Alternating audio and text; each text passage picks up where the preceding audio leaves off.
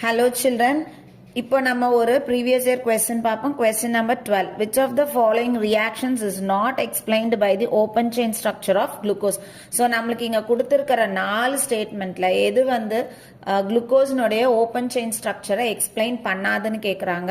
Option A, glucose on prolonged heating with HI forms n hexane. So இது வந்து true. ஏன்னா நம்மளுக்கு என் hexane form ஆன உடனே தான் நம்ம என்ன டிசைட் பண்ணுவோம், குளுக்கோஸில் வந்து 6 கார்பன் ஸ்ட்ரைட்டாக அட்டாச் ஆயிருக்கு அப்படின்றது.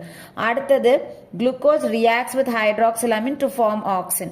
இதுவும் வந்து நம்ம வந்து ட்ரூ கேஸ் தான். ஏன் அப்படின்னா நம்மளுக்கு ஹைட்ராக்சிலமினோட ஃபார்ம் பண்ணி ஆக்சின் கொடுக்குது அப்படின்னா குளுக்கோஸ்ல வந்து கார்பனைல் குரூப் வந்து இருக்குது அப்படின்றத நம்ம முடிவு பண்ணிக்கிறோம்.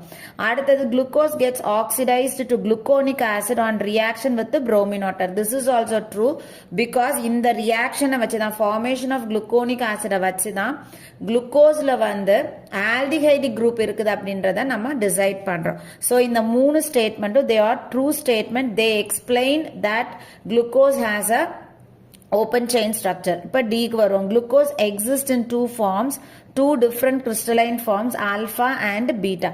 So இது வச்சு தான் நம்ம என்ன சொல்லுவோம் அப்படின்னா glucose has a cyclic structure, ring formல இருக்கு அப்படின்றத நம்ம சொல்லுவோம். அப்ப இது வந்து does not explain the open chain structure of glucose. அப்ப answer வந்து option D. Thank you.